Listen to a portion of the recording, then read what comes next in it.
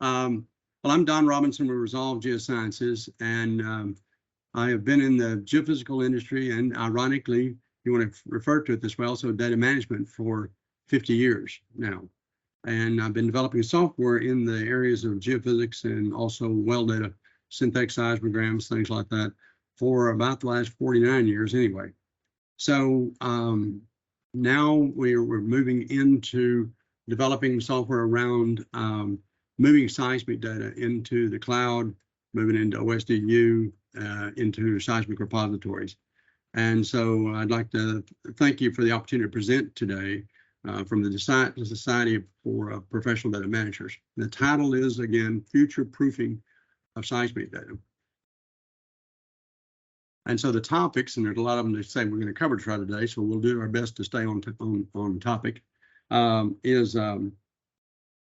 is seismic data evolution, seismic data management transition, seismic challenges, ingestion to cloud and on-prem, seismic validation workflows, problem resolution, movement to compressed brick formats, artificial intelligence, machine language applications. A quick evolution of seismic data. While the seismic methods have been around since early 1920s, the first discovery well was using seismic methods was in December of 1928. So we're coming up on 95 years that seismic's been around. The majority is from 2D and 3D surveys in the last 30 years, as far as what most people are working on right now, although some of these 2D lines go back many, many years before that. 3D is typically preferred, but 2D data is still prominent and still acquired and processed. New data, even new 2D data, a lot of times it's used for both reconnaissance and also a good economic tool at the early stages for exploration. And millions and billions of traces are now recorded in these mega surveys. And so these volumes must be acquired, processed, and interpreted as fast as possible. So seismic data is proven to be immensely valuable in areas of oil and gas, mineral exploration, the geological hazard detections, carbon sequestration, where it's used for site selection, monitoring and verifying the status of injected CO2, and managing the process itself. So seismic data management transition, migration to modern solutions. So the whole point being is you've got a tremendous investment in your seismic data. So how do companies unleash the potential of their legacy seismic data? And the current trend is to shift the seismic data to modern formats and proprietary repositories to unlock the following benefits. And many companies do have their own private repositories, and they will gradually move to the cloud what they want to move there when they're ready.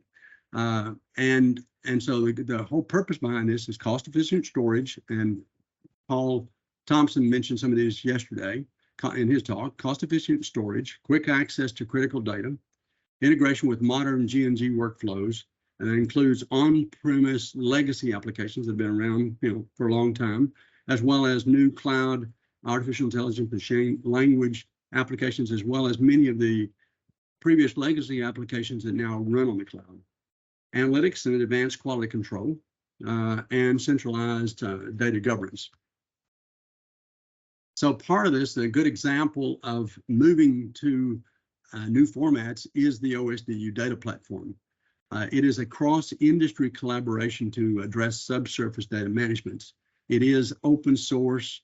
It's vendor-neutral platform. It's with a data model for E&P workflows and third-party software support. And it hopes that we can, to a certain degree, gradually develop a platform and model and data model such that we can easily move from when companies get merged or acquired, their queries and everything else can be done easily, and the software can communicate with it. All different software packages can communicate with it without having to move it into all internal formats.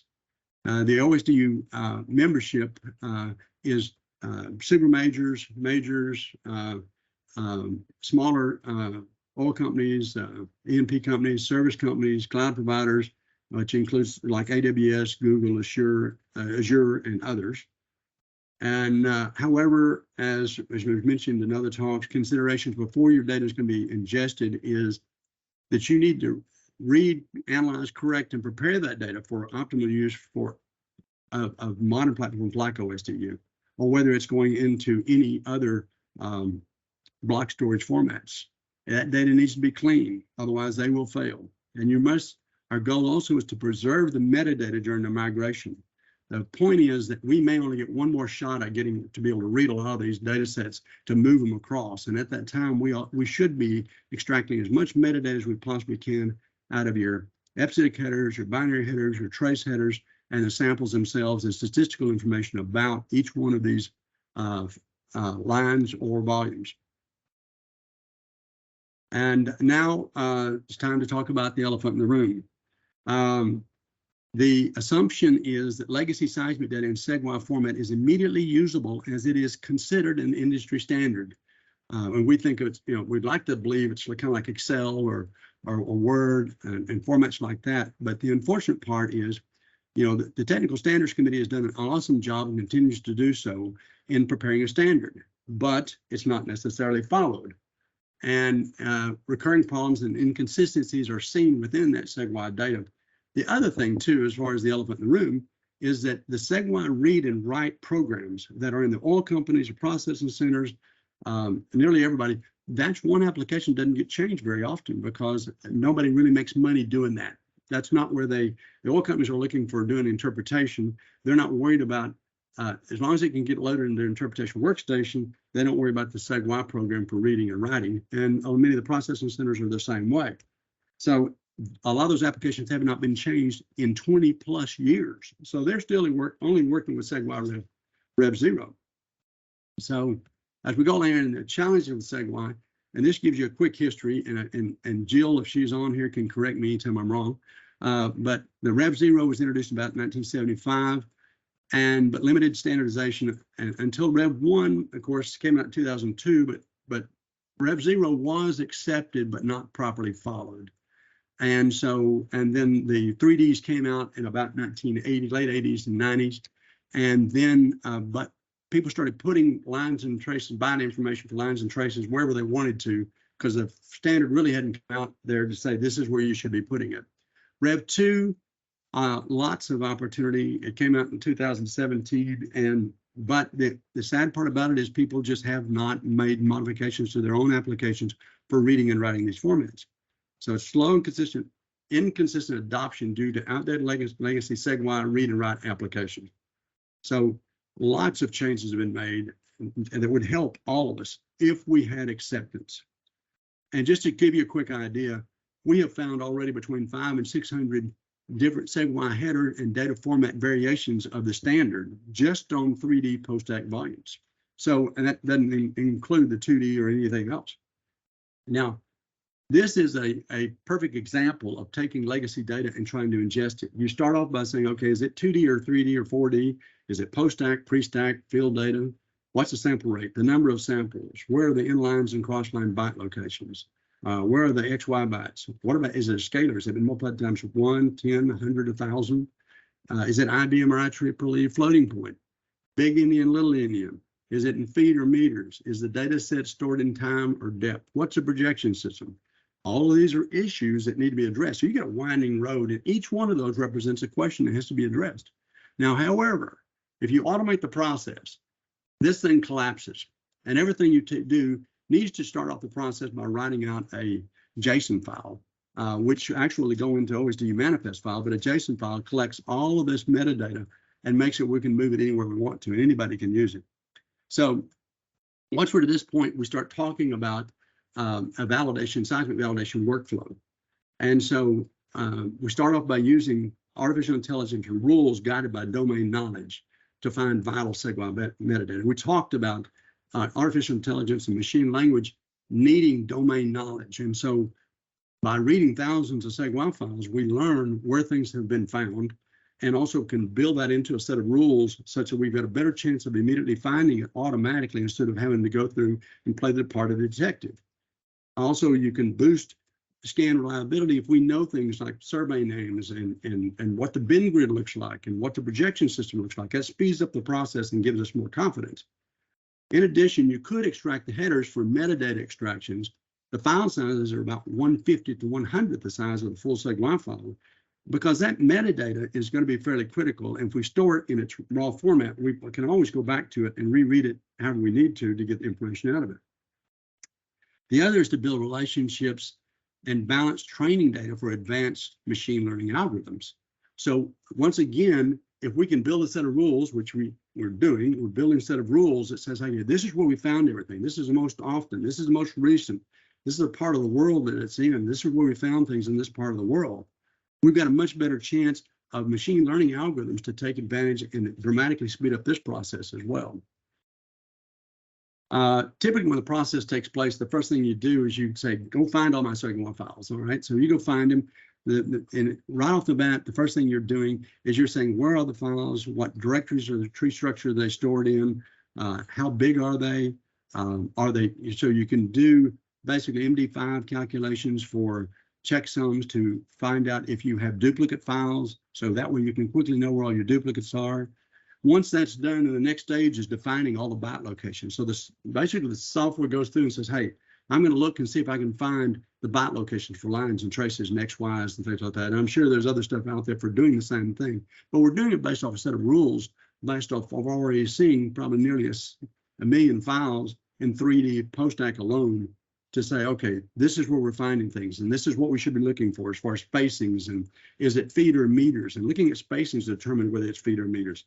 Your sample rates, look at the different byte locations for lines and traces and XYs. They are all over the place, and these are not Rev 1, or Rev 0, Rev 1, or Rev 2 standards. This is just where they stored this information. So again, trace lengths, much of that information is even incorrect in your trace headers. Then you run through and say, I want to scan every sample on every trace. And that process, you're finding out as to what's going to be honored, meaning that, yes, this is where the XYs are. Yes, they're multiplied times 10 or 100 or 1,000. This is how big your survey is. This is the minimum amplitude, the maximum amplitude, and the alternate minimum maximum amplitudes. So as you actually scan and pull this information in on every trace, you get to learn exactly what the maximum amplitude and minimum amplitude is on every trace. But as your logarithmic histogram comes in, you have several bins that have zeros in them. Those are outliers. So that means there's a good chance that those are problem data sets that have to be addressed. You'll notice also in the feet and meters and lets us know we've scanned it and how big the data sets are and things like that. There are many more fields that are collected, stored in metadata in a database. So here's a quick example. Let's do a quick example. Here's a data set that's gorgeous. It looks beautiful, and I doubt it's got any problems. I would think that's the case, but now let's start looking. So right off the bat, it tells us that we've got 1,168 samples over there in our real header, and it tells us what the sample is, which is 3,000, which is very unusual. It tells us that the measurement system is in feet. Okay, so then if we move along, it comes along and says, okay, when we scanned it, we found 1,168 samples, but the trace headers told us there were 2,049 of them, but yet when we scanned it, we did find 1,168. So both of those could be wrong. Your real header could be wrong, your trace headers could be wrong, and only through scanning it will you find out how many samples you actually have. The other fun part is that when it did this, it also found out that according to your spacing, for your line tracing and trace spacing, those were in meters, not in feet. But yet, when we come over here, it tells us in feet. So these are issues that have to be addressed. The other message down here says the number of samples of trace headers is incorrect. You'll need to output a new SegWire file in order to read it into most interpretation workstations. So the point being is many interpretation workstations won't work with that data until they've got either trace headers or their binary header correct. You also can have, in this particular case, we've got 1 million traces, but we've only got 2 bad traces. So it actually knows where the big ones are and says, okay, we've got 2 bad traces, and the next biggest one is 6,400, and we're looking here in amplitudes. So these first 2 traces have values that are around the largest 32-bit floating point number you can have, and they are huge. And you can see the trace just as an example. Now, your choices are to say, okay, well, let's clip it. When we clip it, and this is something that takes place in every interpretation workstation nearly out there. When you clip it and you have a trace that has true emotional problems, that it's no longer sinusoidal, it is a high frequency spikes. Okay, you can clip it and you still have problems in your data sets, and these will show up in kind of frequency calculations or anything else. That's not the way, one of the ways we try to address it. Another way to do it, and a lot of people do it this way, is through interpolation. So you potentially can interpolate around and clean it up. All right, so not always can you do interpolation if your bad values are falling in the bottom samples or the top samples. There's other ways to address that. So now this guy can be cleaned up. Then the other problem that you've got, this is the live trace polygon that represents the live traces in the volume. But another issue that you very well can have is a halo. When your processing centers a lot of times are trying to do certain processing procedures, migrations, and others, they will create a halo around that data set, such that they have enough traces. They duplicate the last trace and the first trace and carry it out. They may duplicate their lines and traces and XY information so that they can, because they're not actual valid traces. They're being used temporarily. But what they don't do is they write it back out, and that same line and trace with a duplicate line and trace is stored that way, and or it's set to 0 for lines and traces or XYs. So that means you've got duplicate lines and traces or 0 XYs and line traces. That won't go into any other compressed format because it's kind of like a three-dimensional spreadsheet, and it don't like multiple traces in the same location. So padded data sets, a lot of times you're extending them out to zeros. SegY allows for you to specify that this is a dead trace or it's a dummy trace, but most people don't write those flags and turn those flags on. Next is that we need to know where in the world these data sets are. So basically there's the OSDU accepts an APSG code, and that's becoming rapidly pretty common, or an APSG code. So you can assign an APSG code and know right where in the world this data set is. In that particular case, we've got the 4 corners outlining what the 4 corners would be for that survey, but you've also got the live trace polygon that says this is where it is.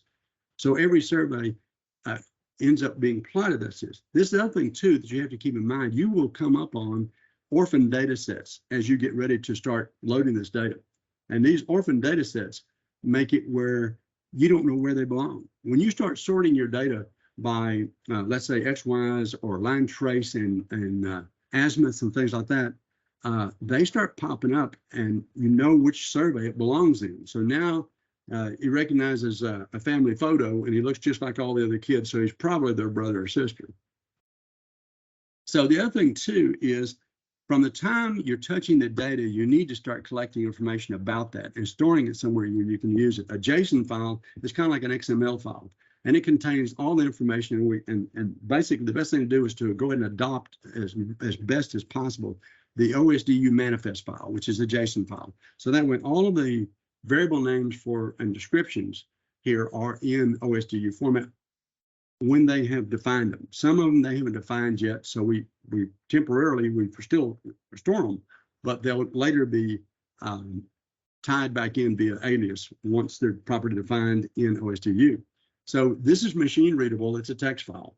Okay, it contains all the extracted metadata from the time the data is touched to the time that it's finished, indexed, etc.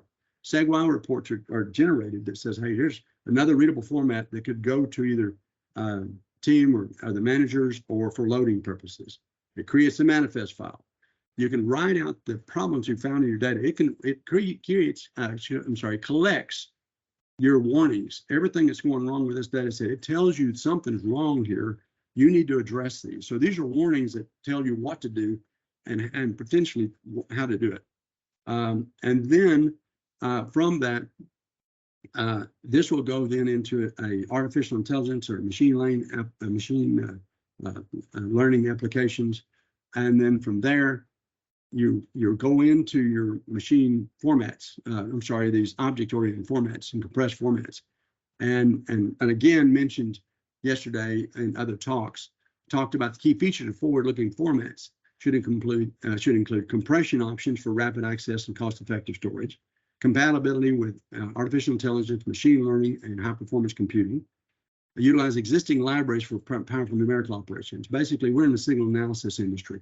Fourier transforms, Hilbert transforms, many of these are libraries already there available to be used. Parallel computing on chunk data. So this data gets turned into a brick, and parallel computing can be applied to these types of formats and object-oriented files so that they can be done quickly. Fast and random trace data access, and maintain all metadata and store for rapid access. bit-perfect conversion back to SegWire for legacy workflows.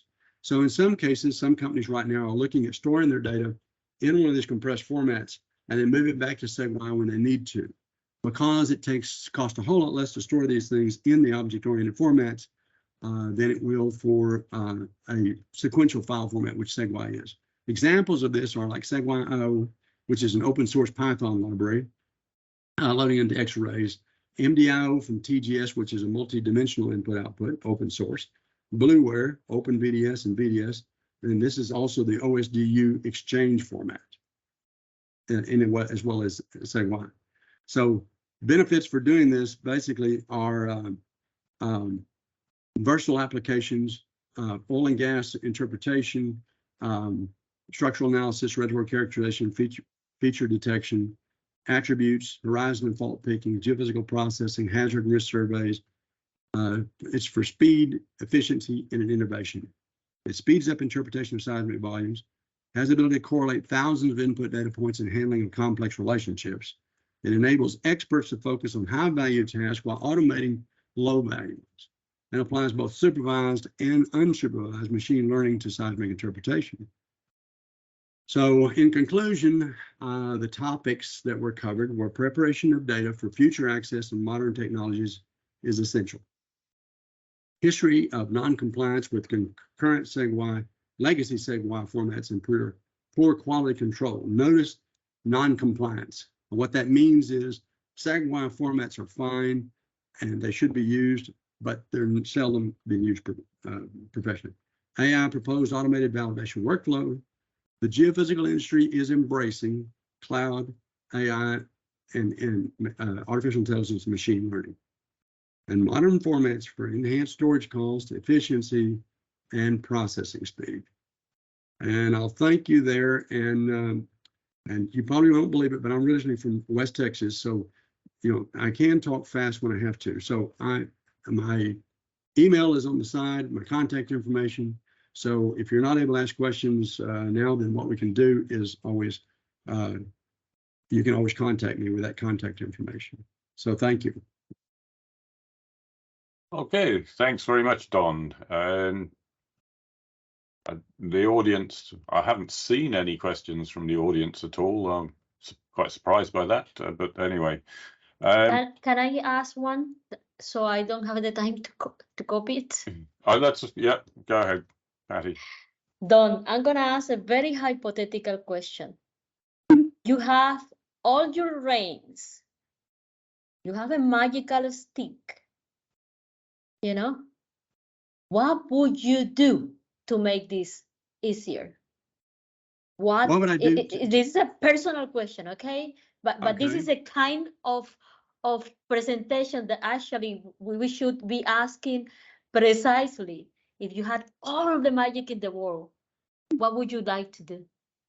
I would like to see all the data sets move gradually to SegWire Rev 2, which is the current revision of SegWire. But we have a lot of legacy data. And so that's a pipe dream. What we potentially can do, though, is by reading the data, we can move it to SegWire Rev 2. The other is once we get the data moved into, you might say, the compressed formats, they too could output to Rev 2 as well. So to a certain degree, it means that we need to concentrate on the areas of interest first and then move to our legacy data in areas that are not as high priority. But the unfortunate part is we have a lot of 2D data. There's a lot of legacy data. And we're talking about going back to the 60s and the 70s and a lot of 2D data. But we really need to think about, the data that comes through the door today, making sure we address that. The processing centers need to be delivering data to you in Rev 2 format. This is what they should be doing. And those programs have not been changed for years in most of the processing companies. And so if I had my druthers, I would say every data set delivered today should be in Rev 2, and it should be tested before it's delivered so that we don't have the problems that we showed today, that they're still coming out that way. We're still seeing brand new data sets today with these kind of problems. Thank you. Thank you, Patricia. Okay, we've got a question here from Jess Cosman. Are you seeing compressed seismic use coming from carbon storage projects? Are they compressing seismic, or are they? Well, I know that, like for instance, VDS is storing data out there for that purpose, and some of the major oil companies that are working with them are doing carbon capture using that data. And so it depends on the algorithms that are being applied, but that data can be delivered to you however you request it. So if you're requesting that data in the form of inlines and crosslines and things like that, the different formats would deliver that data to you. The compressed formats will. And so I'm sure it's being used that way. I don't know a specific case. Okay. So, I mean, just a sort of a random question for me. You know, when you're looking at all the seismic in the world, let's say, just for the sake of argument, how much work would you anticipate there being to actually sort the seismic out and get it into Rev2 or VDS? Because that sounds like a huge amount of effort. It is, but the automation side, meetings like this one are encouraging when we start talking about machine learning, okay, because it's one thing to set up a set of rules to go by, but it's another to use that set of rules to train the machine learning. So I think that process will continue to go along much faster. But if what we do is basically concentrate on the areas of interest where people are working today first, okay, and then start bringing the legacy data in, then what happens is you're doing that at based on your performance of your existing data, okay, and your budget says, okay, let's set aside a budget for doing this kind of work. But it is automated. We're doing automation right now for a big chunk of this. We're reading thousands of files, and the big North Sea survey. So your major geophysical contractors today are starting to use software like this for that purpose, so they can clean it up, because they are being asked right now to deliver their data in a compressed format from the cloud of the larger seismic repositories directly to the cloud by the major oil companies. Okay, so even with like Json files traveling with them, but they want that compressed format, and so that we'll see how this all works. But that's the goal, and that's the pressures being applied to the larger geophysical contractors in the world.